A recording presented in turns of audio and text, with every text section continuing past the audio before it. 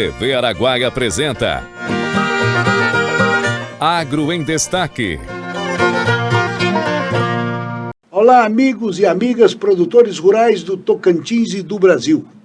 Estamos iniciando mais um programa, o Agro em Destaque. Como sempre, nós trazemos aqui um convidado muito especial. Hoje é um convidado daquele para matar saudades, para lembrar de um passado bonito que o agro construiu nesse país. Conosco aqui, Rubens Malaquias, goiano, lá de São Miguel do Araguaia, está aqui em Palmas desde 91, 92, apaixonou pelo estado de Tocantins, é um empresário no ramo de mineração, mas nós não queremos nem papo com o Rubens hoje sobre mineração. Nós queremos falar da vida de um tropeiro. O Rubens é filho de um comissário de boi, tocou muito boi nas estradas e usava como nunca esse instrumento que era o berrante. E é por isso que o Rubens foi nosso convidado especial aqui hoje do Agro em Destaque. Rubens, muito obrigado por ter aceitado o nosso convite e por estar aqui conosco. Agradeço muito a oportunidade de estar aqui e vou começar mais ou menos assim. Sou filho de São Miguel do Araguaia, de um comissário chamado Domício Baiano. Até os 22 anos de idade, o berrante foi a minha caneta, o arreio foi o meu banco de escola e o quadro negro foi o estradão e o professor foi o meu velho pai que Deus levou e hoje é uma estrelinha. Estou aqui. Pronto, é essa história que a gente quer resgatar, sabe? Hoje a urbanização foi muito grande, né? As crianças, os jovens de hoje sabem muito pouco da história do campo, como foi lá, e a vida do homem no meio rural, das dificuldades que tem. Mas tinha a parte boa, né? Sim. Viajar pelo mundo tocando uma boiada comandada por um berrante. Como é que era isso, hein, Rubens? Ah, César, era muito interessante, né? Muito gratificante. Naquela época nós não tínhamos uma logística tão boa, nós não tínhamos estradas, né? Então o fazendeiro que queria transportar sua boiada, comprava em outro estado ou em outro município, levar até a sua fazenda, ele só tinha o tropeiro, o comissário, né? Que é o homem que era o dono da tropa e que pegava aquela boiada para levar de um canto ao outro. Pegar de empleita, de um canto ao outro, né? E ali reunia a peonada toda, montava a comitiva certinho e viajava, e tocava. Tinha viagem de 30 dias, 60 dias, existia isso?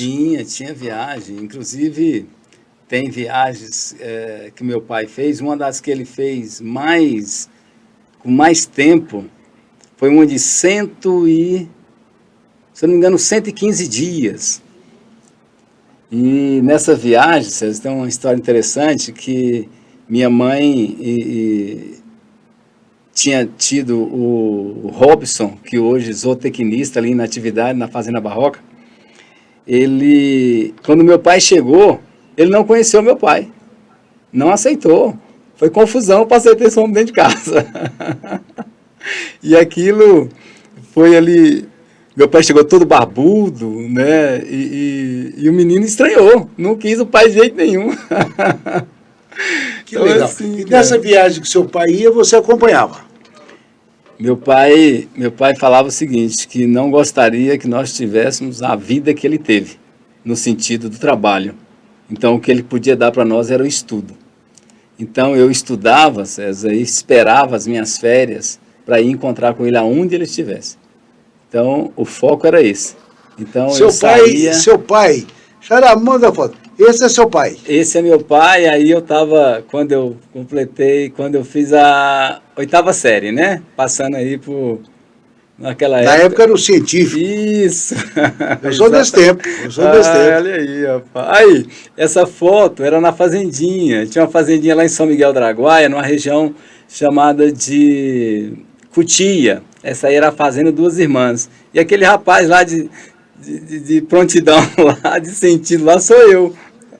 né? E meu pai, a minha mãe na rede, o caçula, que é o Júnior. Olha só, essa outra foto, nós tínhamos chegado numa viagem. Eu sou aquele ali da esquerda, né? O de costas. Sem camisa ali? Não, o sem camisa é o Robson, que hoje é zootecnista lá. É o que não conheceu o pai. Não conheceu o pai.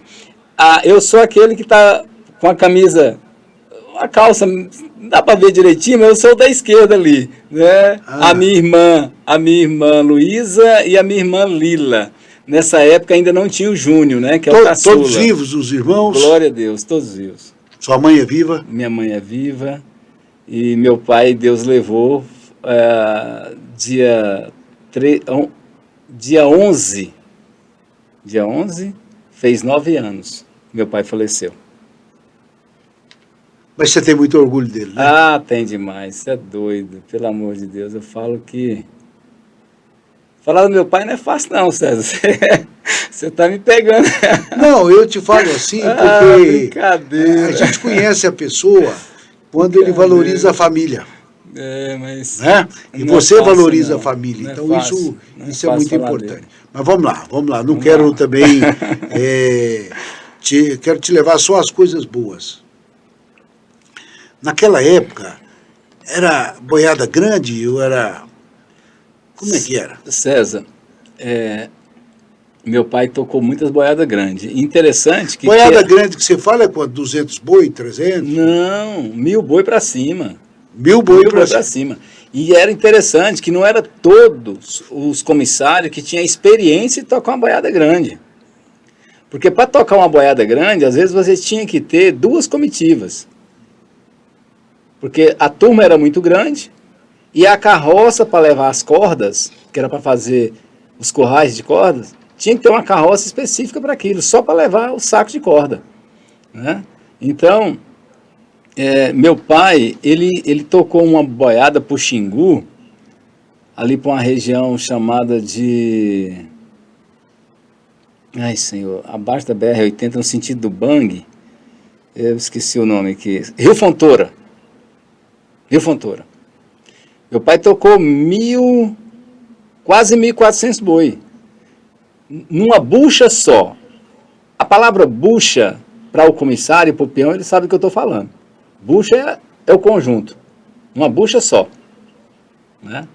Então, e ele pegou essa fama de tocar boiada grande, né? Então é isso. Então, ganhava dinheiro? Rapaz, o painho quando voltava com as buracas cheias.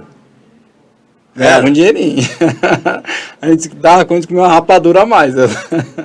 Que coisa boa, né? Muito bom mesmo. E Rubens, seu pai morou aqui no Tocantins também ou você veio sozinho? Morou. Eu cheguei aqui em 92, dia 30 de junho de 92, e meu pai, depois de 10 anos, veio. Ficou com a gente aqui até o falecimento. Então tá bom. Rubens, me conte uma coisa. E o berrante? Você aprendeu a tocar berrante que jeito assim? Só de ouvido mesmo? César, ou teve um professor? Eu até brinco. O professor foi meu pai nisso, né? Tinha alguns peões que tocavam, que eram os ponteiros, né? E ser filho de comissário, César, não é fácil, não. Porque você tem que ser o melhor. Meu pai não aceitava eu ser o mais ou menos. Mediano era uma palavra que não cabia para os filhos dele. Então eu tinha que ser bom. E eu aprendi a tocar esse negócio. E eu até falo, César, que assim, eu tenho um irmão, que ele é mais novo do que eu, na idade, na aparência ele parece ser uns 10 anos mais velho, César. Eu falo que ele cresceu mais porque eu fiquei aprendendo a trabalhar e tocar berrante para ensinar ele, né? Para levar o de comer, né? Porque era de comer, né? Que chamava. Levar o de comer para dentro de casa, né? Então isso aqui foi um instrumento que eu aprendi por necessidade. Meu pai precisava que eu soubesse tocar berrante para ajudá-lo, né? Então, não foi só por querer, por achar bonito, não. Foi por necessidade mesmo, para ajudar a família. Quando eu estou tocando uma boiada, o instrumento de comunicação que eu tenho é o berrante. É o berrante. Você imagina você com uma boiada de 1000 bois, nós estamos falando aí de mais ou menos, em distância, uns 500 metros, por aí ou mais, de comprimento. Quando a boiada... Entre a cabeceira e o fundo. Entre a cabeceira e a culatra. né? O fundo chama culatra. Culatra. E no meio aqui, César, chama de os meieiros, né? Então vai aqui um peão ou dois ali no meio da boiada, porque vai que um boi passa uma cerca, naquela época não tinha tanta cerca, né? Mas vai que um boi entra numa capoeira, tá meio cansado, deita, para não ficar de arribada, aí tem aquele homem que chama de meieiro que vai ali.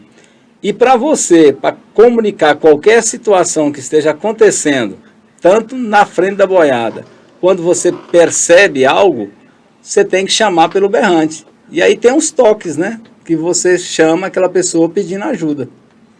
Eu vou te pedir para tocar um berrante, mas nós vamos deixar isso para o nosso último bloco, até porque dentro do estúdio nós estamos um pouco improvisados e nós vamos ter que regular aqui, né, Xará? O som aqui, o áudio com a posição, é para nós tocar o berrante. Mas nós vamos ouvir esse danado. Eu sou um apaixonado por isso aqui, viu? Bom, acho o berrante um instrumento fabuloso. De que é construído isso, hein? O povo fala que não é do chifre do boi. Mas César. Mas tem emendas, né? Tem emendas, tem emendas. É do chifre, mas tem emendas. É do chifre, mas tem emendas. Por exemplo, o bocal, né, ele é feito da ponta do chifre. E a boca do berrante do pé do chifre. Certo. E essas emendas, elas não deixam o som... Se ela for mal feita, o som também escapa. César, depois você liga lá cobrando a propaganda que nós vamos fazer. Existe uma marca de berrante chamado Ferradura. Um dos melhores berrantes que existe no país. E uma das marcas deles é essa junção aqui de chifre, do próprio chifre. Tá? Isso aqui que faz? Não vaza ar nenhum. Tem alguns berrantes que você vai ver que ele é de sola. Ele descola com facilidade. Esses não. Esses, o som é muito bom e não vaza de hipótese alguma o som. E esse fabricante do berrante Ferradura fica em que lugar do Brasil? São Paulo. Em São Paulo. São Paulo. É o maior do Brasil. É o maior do Brasil. O Barretão é só com a marca Ferradura. Que é o berrante que dá um som bom. O som dele é gostoso. Isso é igual o violão, né? Tem o violão, tem o Giannini, tem, não sei o que, tem a marca. E o berrante, então, é o Ferradura. Fazendo propaganda pro Ferradura aí, né? Isso, tá vendo aí? Ah, mas, rapaz, já pensou. Bom, o papo tá muito bom. Começou a ficar gostoso agora, quando falamos em berrante. Daqui a pouco nós vamos ouvir algumas músicas. Mas nós temos que ir para um rápido intervalo. E nós voltamos daqui a pouquinho.